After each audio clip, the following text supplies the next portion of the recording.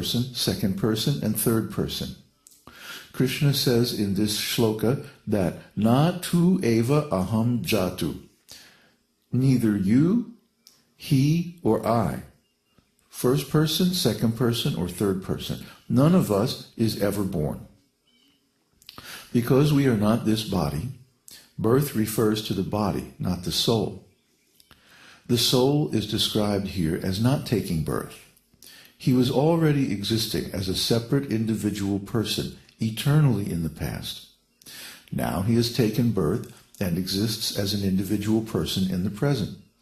And in the future also, even after the death of this body, he will continue to exist eternally as an individual personality.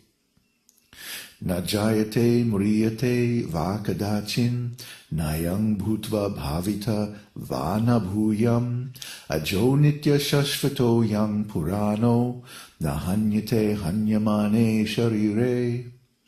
For the soul there is never birth nor death, nor, having once been, does he ever cease to be. He is unborn, eternal, ever-existing, undying, and primeval. He does not die when the body dies. Bhagavad-gītā 2:20. The materialistic philosophers think that the living symptoms, such as consciousness and activity, only come into existence by some combination of material elements. But that is not a fact. The life symptoms manifest in the body because the living being, the spirit soul, is there. As soon as the spirit soul leaves the body is finished. All the material elements of the body are still present, but without the soul there are no symptoms of life. Therefore, the theory that life symptoms are due to material causes is untrue. When a man dies, because we do not know the truth about the living force, we cry that, oh, he has gone. But is he really gone? We are thinking that the living being is my father, mother, son, daughter, friend, enemy, American, Indian, Mexican, rich, poor, man, woman, young, old, living, or dead, because we view everyone, including ourselves, in terms of this material body. This material consciousness is the cause of our being trapped in this material world. When we start to understand everyone and everything in terms of the spirit soul, consciousness, and our relationship with Krishna, then our real knowledge begins. Real knowledge means to understand the spiritual nature of reality. Then we can know our real eternal self. So we're spending quite a bit of time on this one shloka, Bhagavad-gītā 2:11, because it's so very important. The idea that the self is not this material body but the spirit soul is the foundation of transcendental ontology. And, as we've discussed so many times, in order to change our consciousness from material to spiritual, we have to accept the fact that we are the spirit soul and not this material body. That's the beginning of spiritual life. That is the first item of spiritual education. Just like when you first go to school, the first thing they teach you is ABC. Okay, so this is the ABC of spiritual life. You are not this material body. You are a spiritual, eternal, conscious, living entity.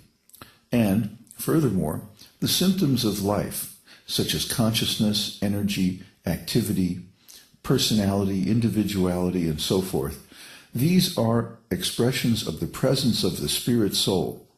When the spirit soul is within the body, then the body is animated and alive and performs so many actions and so forth, communicates, expresses itself, and like that. Because why? It's the spirit soul within the body expressing himself through the body. As soon as the spirit soul leaves this body, then the body drops dead. But even when the soul leaves this body, all the material elements that were present in the body are still there. So you cannot say that consciousness, energy, activity, and so on are symptoms of the material elements present in the body. No, they are symptoms of the presence of the soul. Because when the soul leaves, the body is still there. So if it was really a matter of these chemical elements coming together in some cells and getting together a nervous system and learning and this and that, like the scientists say, then life would just continue because, after all, the material elements are still present. The body is still there and nothing has gone away. So the only difference between a living body and a dead body is the presence or absence of the spirit soul. And that is a fact that can be proved to anyone just by watching the process of death, by observing the spirit soul gradually retract its energy from the body and then leave the body. And you can see how the body is still there. It hasn't gone anywhere. It hasn't changed at all. Just one moment the soul is there, the next moment the soul is gone. So this is the experience of any sane human being. That I am present in this body, I am the spirit soul, and therefore this body lives and moves and performs so many activities. But in the future, we shall leave this body. So who shall we be then? And that's the subject of our next talk.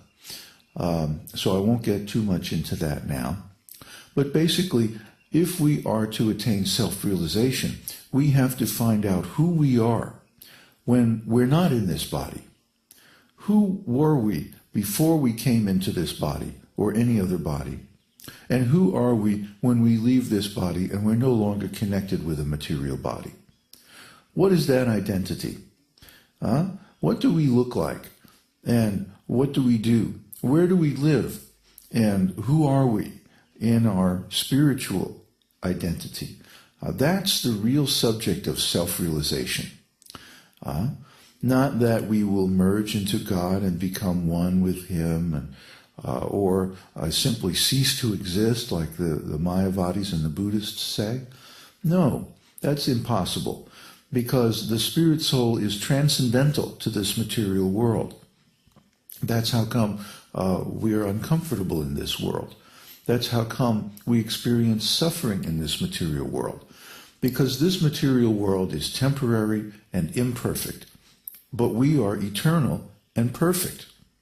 Perfect means we are complete and whole. There's nothing missing in our makeup, in our constitution as a spirit soul. But when we come to this material world, so many things are incomplete. So many things are missing. So many things that we would like to have, but we don't. That's the nature of this material world. It's fundamentally alien, fundamentally different from the nature of the spirit soul. Therefore, we're uncomfortable here. We don't fit in here. We're suffering here. And if you don't realize that this incompatibility between the spirit soul and the material world is the cause of your suffering, then you will continue to suffer. And this is like animal life. Animals simply go on with their business day after day, never questioning what the nature of their existence is. However, human beings have a more developed intelligence, and we can ask this question: why am I suffering? Why do I have to experience desire and separation from my loved ones and hopelessness and depression and so many things? It is because of this incompatibility between the soul, or the real self, and the material body, or the temporary false identity. So the esoteric teaching is there and gives a very simple method for recovering our original identity and reclaiming our real identity, our spiritual perfect body.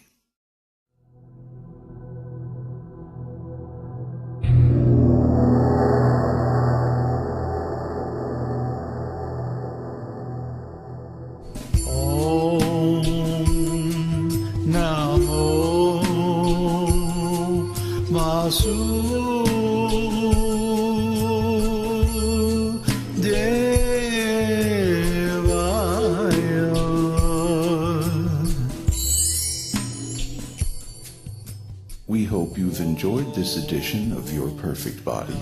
This is David Hughes, your host, reminding you to visit us on the web at esotericteaching.org, where you can purchase the complete Esoteric Teaching Introductory Seminar DVD and many CDs of transcendental music and mantras.